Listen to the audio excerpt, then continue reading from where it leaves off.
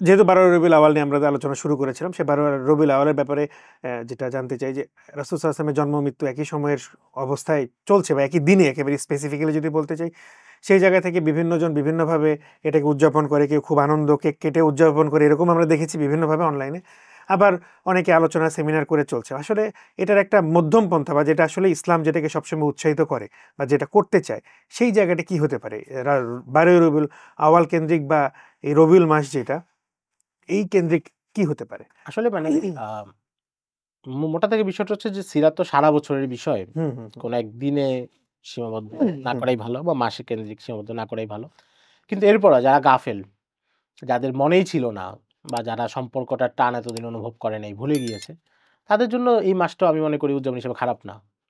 এই মাসটা আচ্ছা। অন্তত স্মরণ করুক। যেমন অনেকে সারা বছর কোরআনুল কারীম তিলাওয়াত করতে পারে না।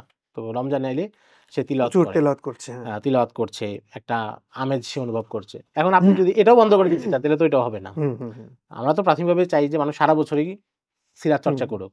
না হলে অন্তত রবিউল আউয়ালে অন্তত নবীজি সাল্লাল্লাহু আলাইহি সাল্লামের পৃথিবীতে আসার কথাগুলো স্মরণ করে এটা চর্চা করুক।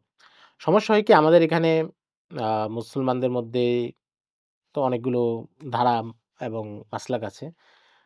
কেউ এটাকে জশ্নে জুলুসের মাধ্যমে এবং বড় উদযাপনের মাধ্যমে উদযাপন করতে চান। আবার কেউ এটা বিরোধিতা করেন। তো এইখানে দেখা যায় কি উভয় পক্ষ এই উদযাপন এবং বিরোধিতায় এই পরিমাণ শক্তি ক্ষয় করেন যে এরপরে আর সিরাত চর্চার সুযোগ থাকে না। দুঃখজনক হলো আপনি দেখবেন যে অনলাইনে আমরা অনলাইনটা মানে এই যে কারণে বলতেছি যে মানুষ কি নিয়ে ব্যস্ত এখন সেটা বোঝার কিন্তু একটা মাধ্যম তার অনলাইন।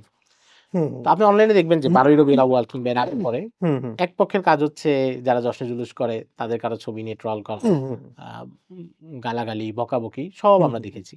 আরেক পক্ষ হচ্ছে তাদের জুলুসের ছবি অথবা যারা জুলুস করে না তাদের প্রতিষ্ঠানের সামনে গিয়ে ব্যঙ্গাত্মক কিছু করা। রিসেন্টলি তো এরকম আ একটা এ ঘটনা এটা অনেক এবং কিছু এটা হয়ে এবং এটা গেছে। সংঘাতেও গড়িয়েছে। সংঘাতে পরিণত হয়েছে, হ্যাঁ। কিন্তু আপনি এটার বাইরে এসে যদি ভাবেন যে উভয় পক্ষ থেকে নবীজি সাল্লাল্লাহু আলাইহি সাল্লামের শান, নবীজি সাল্লাল্লাহু আলাইহি সাল্লামের ফজিলত, নবীজির জীবনের কোনো একটা অংশ এগুলো নিয়ে কতগুলো লেখা আসছে অনলাইনে? সংখ্যা খুবই কম। হুম, তার মানে হচ্ছে ওই কেন্দ্রিক। কেউ করবে, কেউ থামাবে। এই কেন্দ্রিক ব্যস্ততাটা এত বেশি হয়ে গিয়েছে, মৌলিকভাবে আপনি ওই আলাপে না গিয়ে নবীজির শান, ফজিলত, ইশকে রাসূল সেই আলোচনাটা করবেন, এটার জায়গাটা কমে গিয়েছে।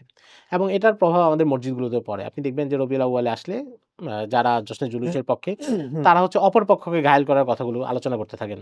হুম, হুম, যে যারা মিলাদ করে না তাদের মধ্যে নবীজির প্রেম নাই, তারা এই সমস্যা, ওহাবি। আবার যারা হচ্ছে এটা করেন না, তারা হচ্ছে যারা করে তাদের বিরুদ্ধে বলতে থাকেন। কিন্তু একজন সাধারণ মানুষ যে আসলে কোন গ্রুপকেই চিনে না বা কোন গ্রুপের সাথে সম্পর্ক নাই, সে যে সিরাতে প্রবেশ করবে এই উপাদানটা সে সাধারণত পায় না। বেশিরভাগ জায়গায়, পার্থক্য তো অনেক জায়গায় আছে। এটা থেকে আমাদের বাইর হওয়া উচিত। মৌলিকভাবে তো কথাগুলো বলা হয়ে গিয়েছে। যারা এটাকে বিদআত মনে করেন তাদের কথাগুলো হয়ে গিয়েছে, যারা মনে করে না সব পক্ষে তো কথা হয়ে গিয়েছে। সেগুলো হয়তো মাঝে মধ্যে মনে করিয়ে দেয়া যায়। কারণ আসলে অনেক হুম, মারাত্মক বিদআত এবং শিরকের ঘটনা ঘটে। অনেক জঘন্য কাজ হুম, হুম, ঘটে। হুম। সেটা আছে। সেটা আপনি বলবেন। কিন্তু আপনি শুধু বিরোধিতা তো আপনার সারাদিনে কাজ হতে পারে না।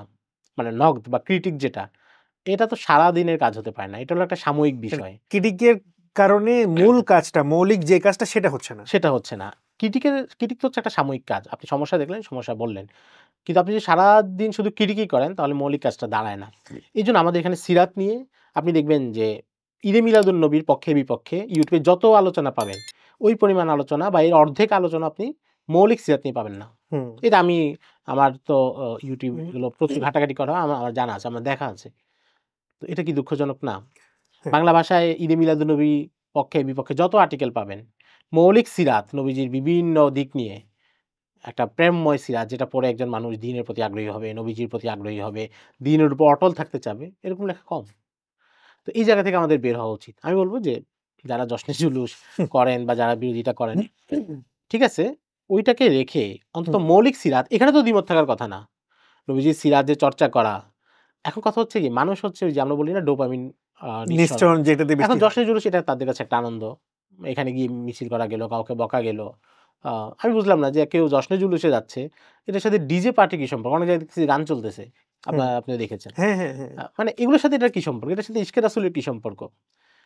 তো আ আবার ওই যে বড় করে কেক কাটতেছে। মানে এটাও তো একবার অনলাইনে ভাইরাল হয়েছে। হ্যাঁ, বিশাল এই করে এই কেক এই কাটতেছে। জায়গাগুলো ত্যাগ করে নবীজির সিরাতকে সিরাতের জায়গা থেকে পড়া, অনুধাবন করা, মানুষের মধ্যে প্রচার করা, হুম। সেই কাজগুলো করা দরকার। সারা বছর আমার খবর নেই, শুধু একদিন এসে তো আমি অনেক কিছু করতে পারবো না। তো এটাকে সমাজে ব্যাপক করার উদ্যোগটা সব দিক থেকে নেওয়া উচিত। সিরাতের চর্চাটা সিরাতের চর্চাটা সিরাতের এবং এই ঝগড়াগুলোতে মানে কিছু মানুষ করবেন বা সেটা দরকারও আছে। আমরা যারা সাধারণ মানুষ, আমাদের সৈনিক হওয়া দরকার নেই। মানে একজন একটা বলেছেন, তো আমি সেটা প্রচার করতে, করতে আমরা সারাদিন ব্যস্ত গেলে ওই প্রচারে। কিন্তু নবীজির কোনো কথা প্রচার করার সুযোগ পেলাম না। আমার মনে হয় এটা দরকার নেই। কেউ কারো রদ করেছেন সেটা তার কাজ। আমি সাধারণ মানুষ, আমার এটাতে এত জড়ানোর দরকার নেই।